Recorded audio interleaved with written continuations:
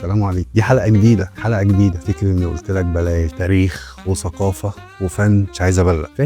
فاهم حاجة؟ اهلا عزيزي المشاهد، حلقة جديدة النهاردة بنتكلم فيها عن جوستنيان الاول. اسم مش كتير بنسمعه، ولكنه شخص غير في التاريخ واسس مبادئ القوانين في العالم كله، مبادئ القوانين اللي احنا نعرفه النهاردة. حكاية جوستنيان امبراطور عاد تشكيل العالم. القسطنطينية دي اللي هي عاصمة الدولة البيزنطية، اللي هم كانوا الروم بمعلوماتنا عنهم يعني، اللي هي دلوقتي قسطنطينية بالظبط هي اسطنبول في تركيا. في يوم من الأيام كانت القسطنطينية بتعيش واحدة من أكبر حالات الفوضى في تاريخها. النار تولع والثورة قايمة في الشوارع، والامبراطور نفسه على وشك ان هو يهرب. لكن قبل ما نحكي اللحظه دي خلينا نرجع شويه كده لبدايه الحكايه. البدايه من فلاح لامبراطور. تخيل انك اتولدت في قريه صغيره وفقيره من غير لا سلطه ولا فلوس، بس بتحلم تحكم العالم. طموح. ده اللي حصل بالظبط مع فلافيوس باتيوس جوستنيانوس، او زي ما نعرفه النهارده جوستنيان الاول. وركز معايا كده في التواريخ. جوستنيان اتولد سنه 482 ميلاديا لعيله فلاحين، لكنه كان مختلف عن بقيه الاطفال اللي حواليه. كان طموحه عالي. لحسن حظه خاله جوستن الاول كان جندي محنك في الجيش البيزنطي، عرف يوصل ويترقى لغايه ما وصل للعرش. وهنا بدات رحله جوستنيان الحقيقيه، لما اتبناه خاله وخده معاه القسطنطينيه المدينه العظيمه ساعتها. وبذكائه قدر يقنع خاله ان هو الوريث الافضل للعرش. سنه 527 ميلاديا جاستن مات وجوستنيان بقى الامبراطور. وطبعا كان طموحه عالي وعايز يحقق كل الاحلام اللي كان بيحلم بيها من وهو صغير، وبدا يبني في الدوله البيزنطيه ويحاول يعيد ويبني ويرجع مجدها تاريخي. وده بطبيعه الحال زود حمل اضافي على الرعيه، ادى الى حاله غضب متزايد. جوستنيان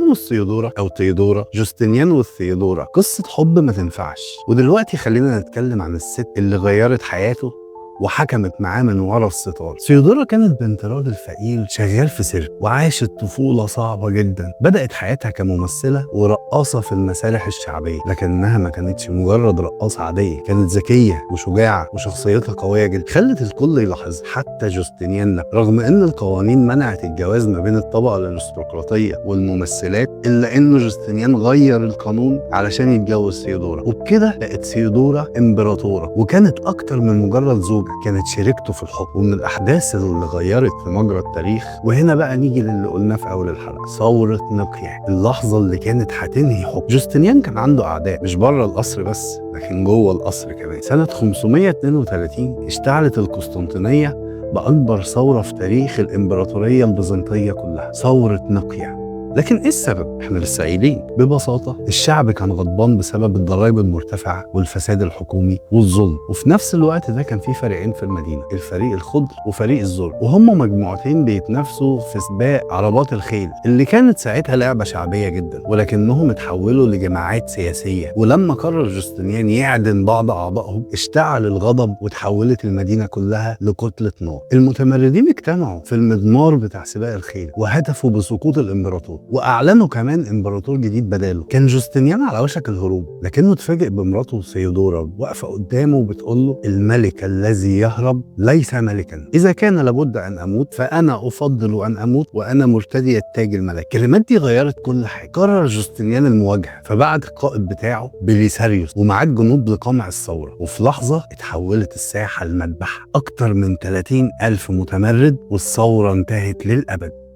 بس بعد قمع الثورة بدأ جوستنيان في إعادة بناء الدولة. طبعا بعد الثورة كان في حرايق ودمار لمباني والحاجات أساسية في الدولة. بدأ جوستنيان مشروع الأعظم، إعادة بناء الإمبراطورية من جديد. واحد بقى من أهم إنجازاته هو قانون جوستنيان. لكن إيه اللي يخلي القانون ده مهم؟ لأنه ببساطة الأساس اللي اتبنى عليه كل الأنظمة القانونية في أوروبا والعالم لغاية النهاردة. قوانين جوستنيان كانت زي دستور للإمبراطورية البيزنطية، يعني زي ما بنقول النهاردة القوانين اللي بتنظم للناس حياتهم وحقوقهم وواجباتهم. جوستنيان جمع القوانين القديمة، رتبها ونقحها بحيث تكون واضحة وعادلة. خليني أوضح لك جزء منها. كل الناس أمام القانون سواء، كل الناس أمام القانون سواء، كل الناس أمام القانون سواء، يعني مفيش فرق ما بين غني وفقير، كل واحد ليه حقوق، والقاضي لازم يحكم بالعدل. المتهم بريء حتى تثبت إدانته، القاضي ما يسجنش أو يعاقب حد غير لما يكون في أدلة واضحة إنه مذنب. التعاقدات ملزمة للطرفين، يعني لو اتفقت مع حد مع بيع أو شراء أو أداء خدمة لازم تنفذ الاتفاق ده وإلا القانون هيحاسبك. زي كده لما تشتري عربية وتدفع عربون، بعد لما تيجي تستلمها ما يجيش البائع يغير رأيه ويقول لك مش هبيع لك. الأرض لمن يزرعها، لو حد عاش على أرض وزرعها لفترة معينة ممكن يبقى ليه حق فيها وما يجيش حد تاني يطرده منها بسبب غير قانوني. زي فكرة وضع اليد الموجودة في القوانين الحديثة، لا يجوز الزواج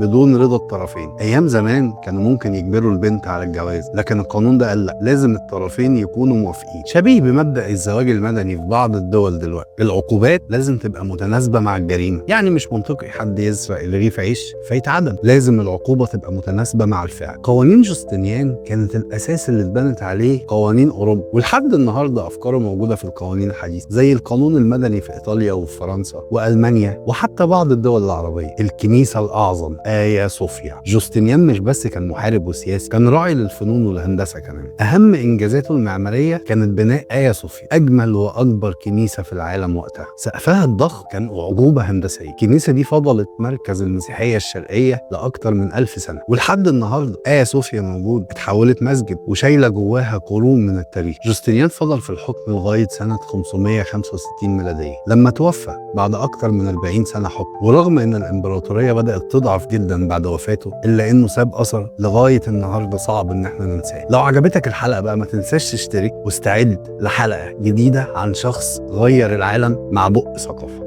سلام.